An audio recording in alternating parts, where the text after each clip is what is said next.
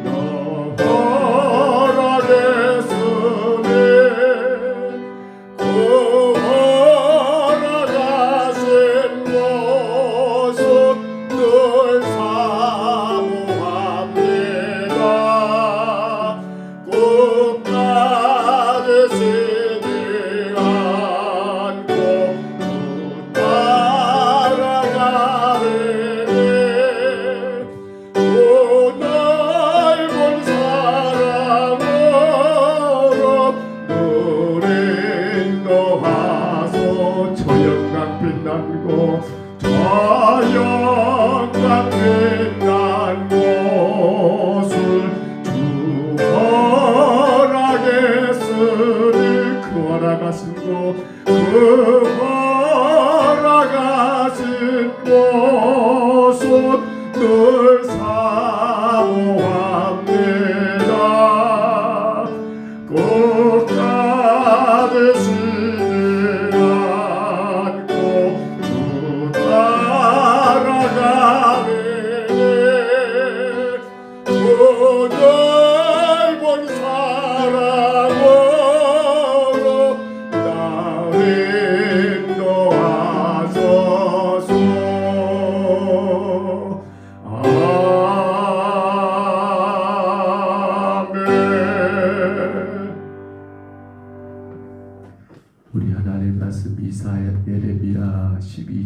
말씀 가운데 오늘 5절로 17절의 말씀 같이 봅니다. 에레미야 12장 5절로 에레미야 12장 5절로 마지막 17절까지 말씀입니다.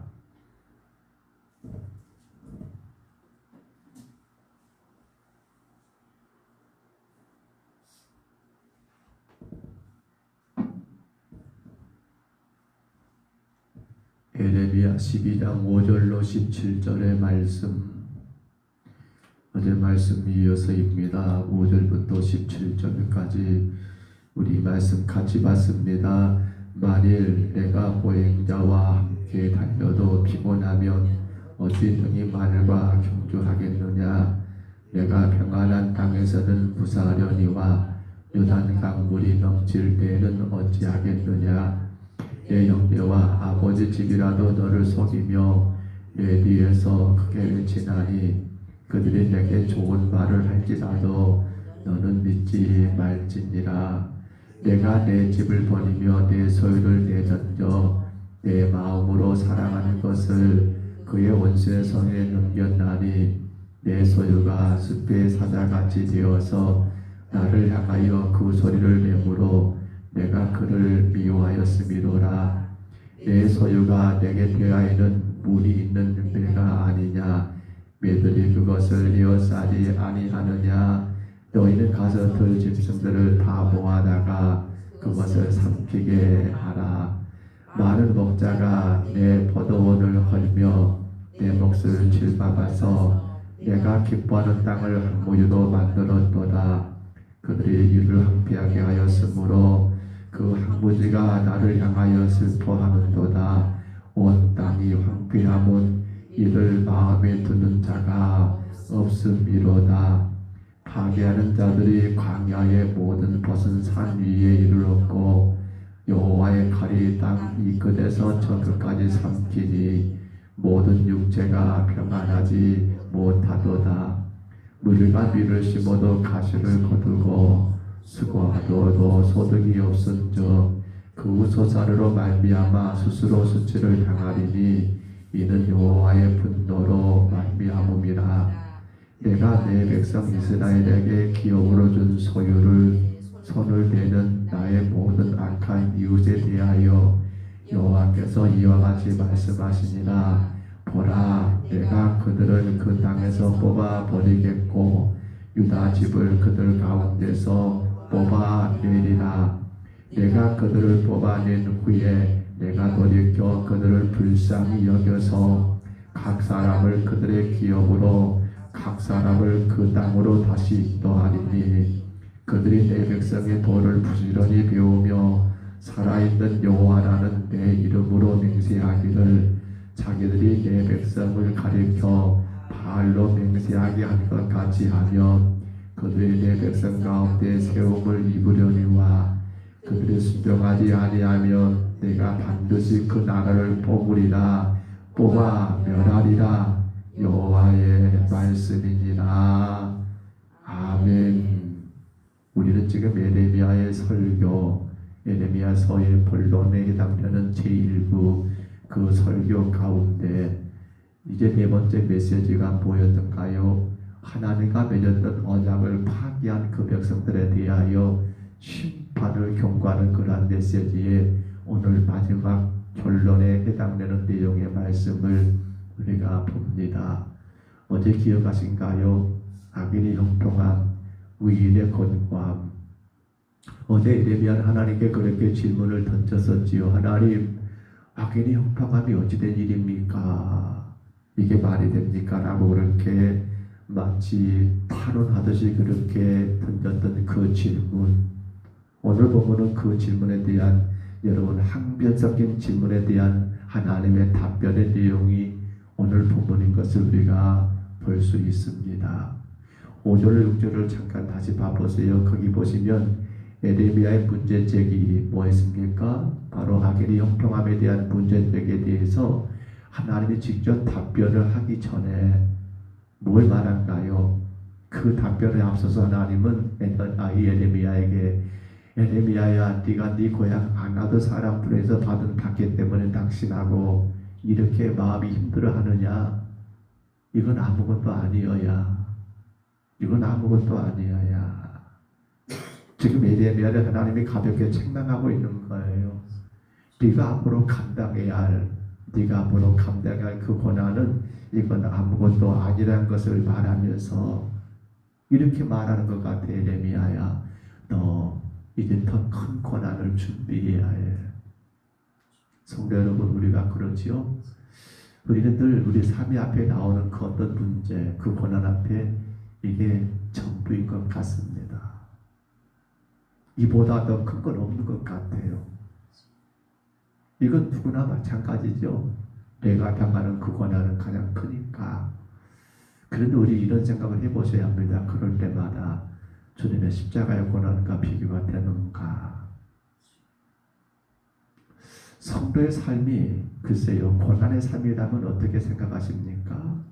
아니 내가 고난 당하려고 예수님과 아니 라고 말할지 모르지만, 근데 사실 여러분, 우리 구원받은 성도의 삶은 그 구원받은 그 시간부터 뭡니까? 고난의 연속이라는 거 이해가 되신가요? 근데 아시죠? 그 고난은 무엇으로요? 고난은 멸망이 아니에요. 어제 말씀드렸죠? 의인의 고난은 어떤 결과를 만든다고요? 성장이에요. 구원이에요. 마지막. 그렇습니다. 에레미야에게 지금 하나님은 그걸 말씀하는 것 같아요. 5절 6절에서 네가 지금 네 백성, 네 친척들, 네 동족들, 네 동양 사람들의 그것 때문에 실망을 해? 아니야. 너 더 큰 고난을 준비해. 또 그런가 하면 여러분 7절로 13절을 잠깐 보시면요, 이제 에레미야의 문제제기, 곧 아기리 형통함에 대하여 하나님이 직접 답변을 하셔요. 근데 그 내용이 뭡니까? 내용은 간단하죠. 어제도 말씀드린 것처럼 아기리 형통은 결국 뭡니까? 잠시 그렇게 되는 것 같아요. 근데 결과는 뭡니까? 완전한 패망입니다. 멸망이에요. 멸망이에요. 하나님의 심판의 도구로 사용돼서 유다 백성들은 그렇게 힘들게 대적하고 진압하지만, 그렇게 유다 땅을 유린하고 황폐하게 하지만, 근데 악인의 형통하면 그것은 끝이요. 넌 너무 그거 신경 쓰지 마라. 물론 지금 유다 백성도 마찬가지였어요. 그렇게 선자 하나님 말씀을 전하지만 그 말씀을 귀담아 듣지 않았잖아요. 그러니까 그거 어떻게 돼버려요? 오늘 내용이 그거거든요. 바벨론에서 그들을 하나님 치심으로, 맞아요, 유다 백성들의 그런 악인의 형통함도 잠깐 그렇게 있다가 결국 어떻게 됩니까? 유다가 망하는 것으로 여러분 황폐하게 되더라는 거예요. 마지막 오늘 보면 14절로 17절에 보시면 뭡니까? 그러나 놀라운 사실은 늘 여기 있습니다. 반전이 있습니다. 하나님은 유다를 침략했던 이방 국가 어디지요? 바벨론이죠. 바벨론에 대해서 어떻게 합니까? 심판하십니다. 그러나 유다에 대해서는 어떻게 하십니까? 다시 회복하신다는 사실입니다. 왜 그럴까요? 여러분, 에레미야가 늘 궁금했던 그거잖아요. 아니 가만히 보니까 바벨론은 어때요? 유다보다 더 악하거든요. 그렇잖아요. 자기 백성들이 그렇게 하나님을 무시하고 악하게 사는 걸 보면서 하나님, 악인의 형통함이 과연 가능합니까? 이렇답니까? 라고 항변했잖아요. 근데 만약에 봐보세요. 자, 그러한 유다를 누가 쳤습니까? 바벨론이 쳤단 말입니다. 근데 바벨론을 보니까 더 유다보다 악하잖아요. 독하잖아요. 그러면 또 에레미야는 질문할 거예요. 뭐라고요? 하나님, 악인의 형통함이 어찌된 일입니까? 하나님은 여기에 대한 답을 이미 주고 계신 거예요. 뭐예요? 그러한 바벨론에 대해서 하나님이 그들을 심판하시고 멸하시고, 그런데 그 악한 자들 밑에서 고통당했던 선민에 대해서는 내가 다시 회복하실 것이다 라는 그 답까지 오늘 본문이 여러분 내리고 있더라는 거예요. 자, 우리 14절 말씀만 잠깐 같이 보실까요? 오늘 본문 14절입니다. 같이 한번 다시 읽습니다. 내가 내 백성 이스라엘에게 기업으로 준 소유에 손을 대는 나의 모든 악한 이웃에 대하여 여호와께서 이와 같이 말씀하시니라.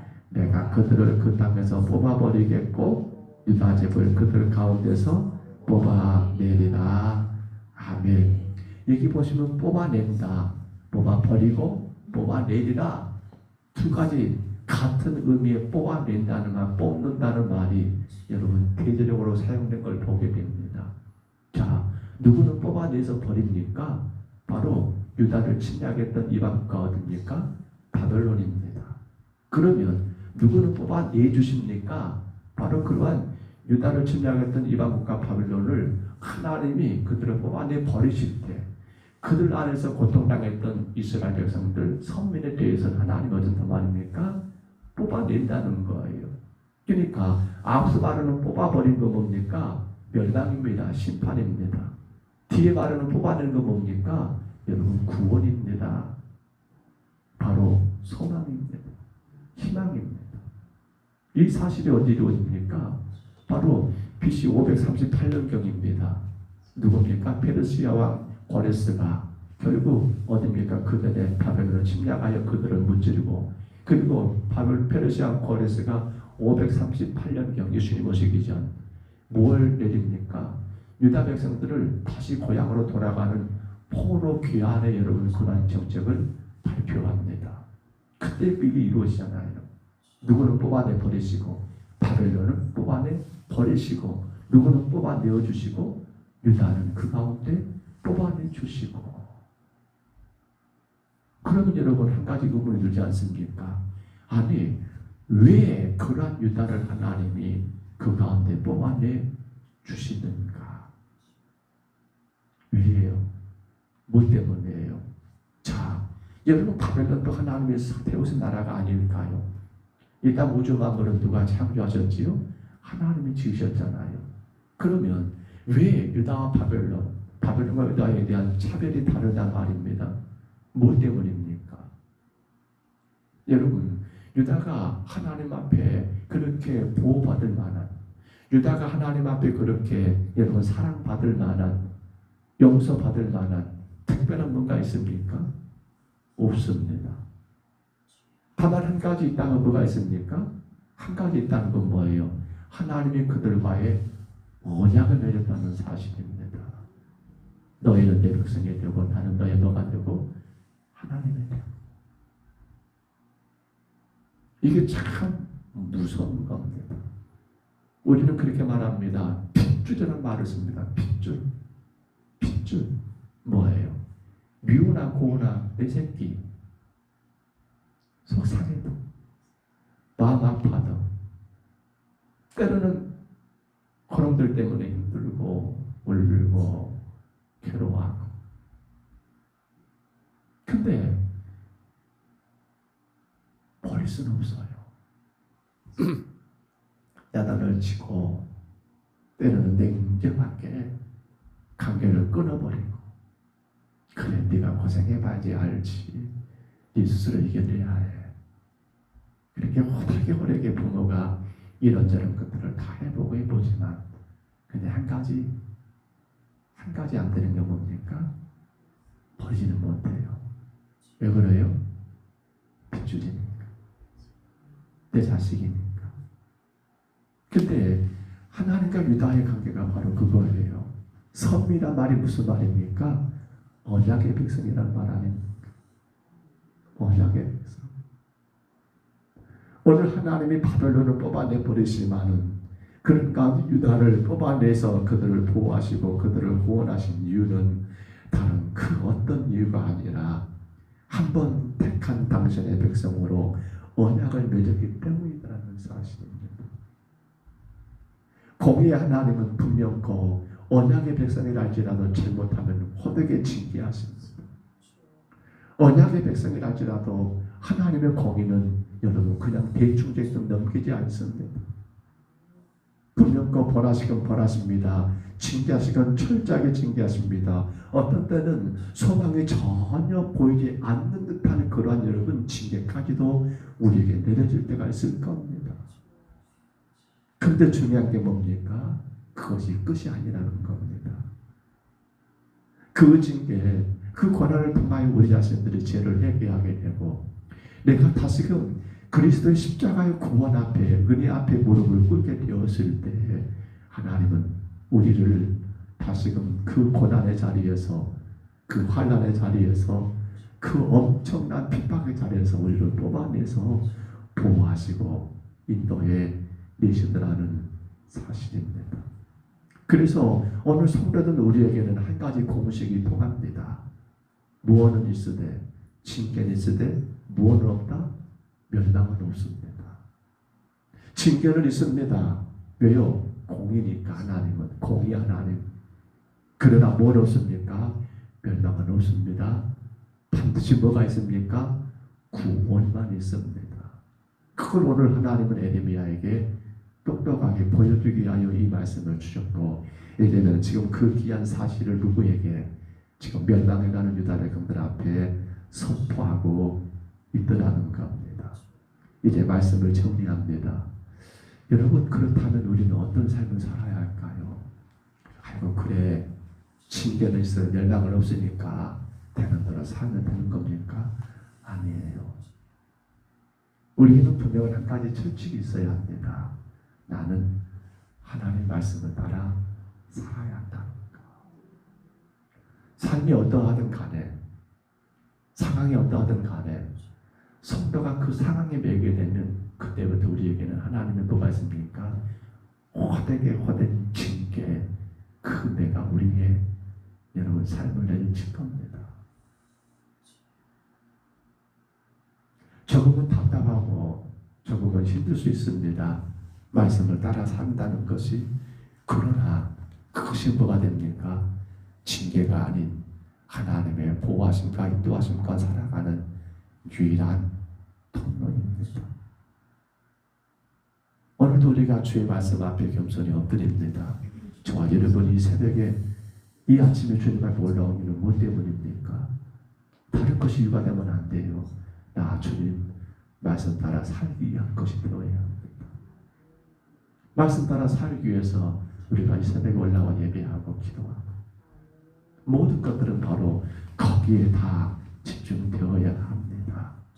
자, 그래서 오늘 저는 이 찬송가를 선곡했습니다. 447장 4절의 가사가 너무 마음에 듭니다.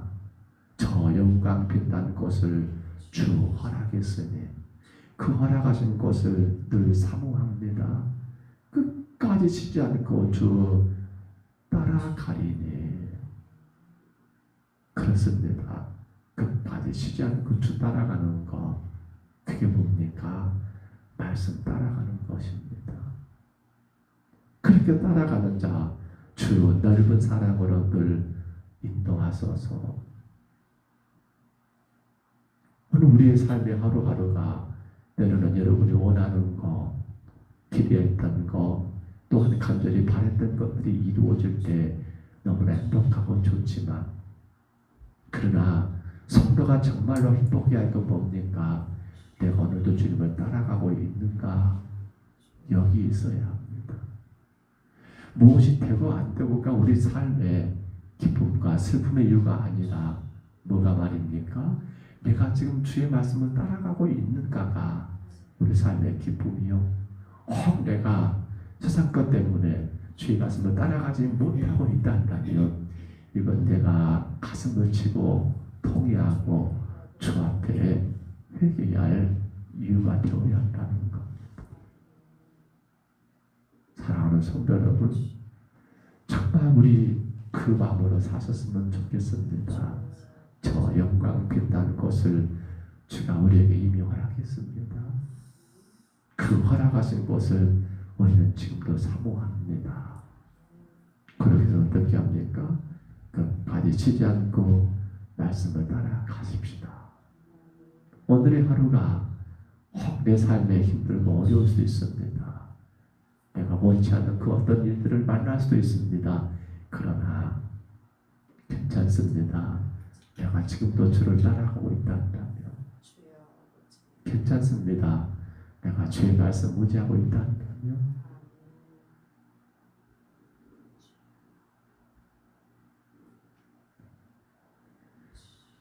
주 넓은 사랑으로 날 인도하소서. 주가 여러분 삶 가운데 함께 하시고 그 나라, 그 천국까지 여러분이 이끌어 가실 겁니다. 언제요? 바로 말씀을 따라 가실 때만입니다. 그 행복함을 또 마음으로 누리시는 복된 하루가 되시기를 주의 이름으로 축복합니다. 주의 이름으로 축원합니다. 우리 하나님 아버지 얼마나 감사한지요. 우리가 무엇을 잘해서가 아니라 하나님의 선택하시고 하나님의 약속하신 언약의 백성인지라 우리를 끝까지 이끌으시며 인도하신다는 사실을 아버지 말씀 가운데 깨닫게 하시니 감사합니다.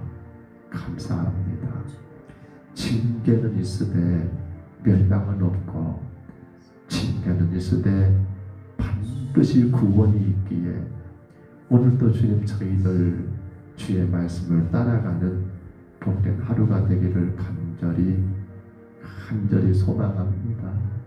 어떤 상황에도 어떤 환경에도 거기에 굴하지 아니하고 오직 걸어가신 하나님 말씀을 따라가는 하나님 천국의 귀한 백성들 되게 하여 주옵소서. 겸손히 주 앞에 엎드려 싸우니 이들의 삶의 문제마다 근심거리 염려거리마다 주가 간섭하여 주옵시고 아버지 하나님 그렇게 속썩였던 유다 백성들을 하나님께서 아버지 뽑아내서 보호하신 것처럼 우리 성도들의 삶의 모든 순간순간 주님 그 죄악의 세상에서 그 모든 문제와 환경 속에서 뽑아 보호해 주시고 아름답게 구원을 이루어가게 허락하여 주옵소서. 주님 오늘도 저희들 허락하신 그곳 천국을 소망하며 주님 앞에 겸손히 엎드려 싸우니 영광만 받으시고 주의 거룩한 이름만이 온 땅에 증거되는 복되고 복된 한 날 되게 하여 주옵소서. 인도하심을 감사하옵고 예수님 이름으로 간절히 기도하옵나이다. 아멘. 하늘에 계신 우리 아버지여 이름이 거룩히 여김을 받으시오며 나라의 임하옵시며 뜻이 하늘에서 이루어진 것 같이 땅에서도 이루어지이다. 오늘날 우리에게 일용할 양식을 주옵시고 우리가 우리에게 죄진 자를 사하여 준 것 같이 우리 죄를 사하여 주옵시고 우리를 시험에 들게 하지 마옵시고 다만 악에서 구하옵소서.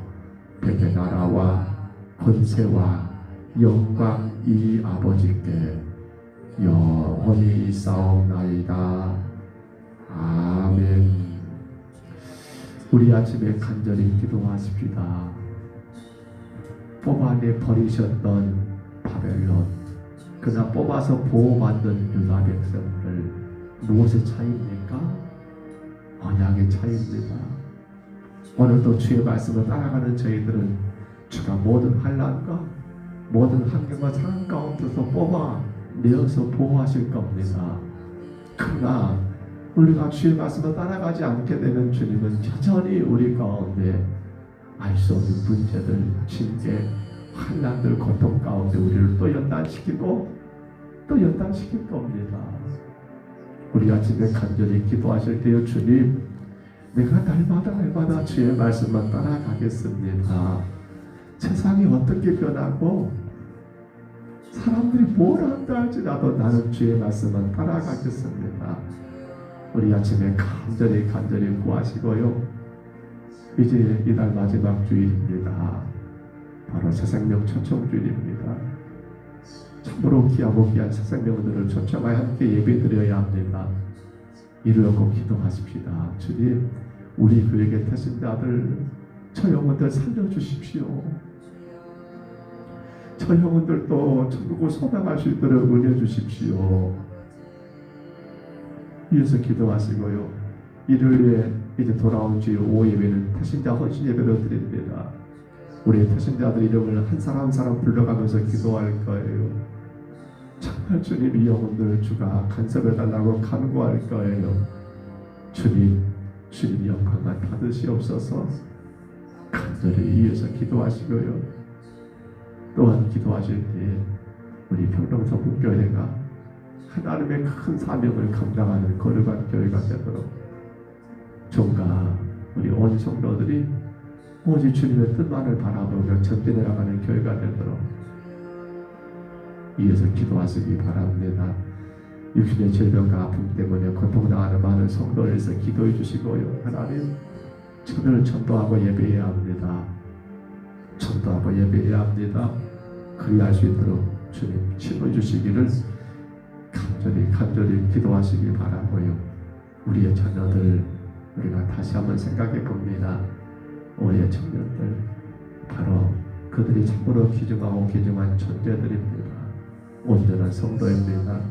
지금 헌신할 일꾼들 되도록 위해서 기도하시기 바랍니다. 오늘 금요일 중보기도 모임이 10시에 모여집니다. 오전에 기도하고 점심 후에 명료밥 전도가 있습니다. 하나님, 열심히 기도하고 열심히 전도하게 하옵소서. 열심히 기도하고 전도할 수 있도록 우리의 삶과 모든 문제들을 해결해 주옵소서. 기쁨으로 교회가 뜨겁게 기도하고 힘있게 전도하는 교회가 되게 하여 주옵소서. 간절히 또한 기도하시고 동참하시기를 바랍니다. 우리 아침에 주님 한번 부르시고요. 우리 간절히 각자 통성으로 기도합니다.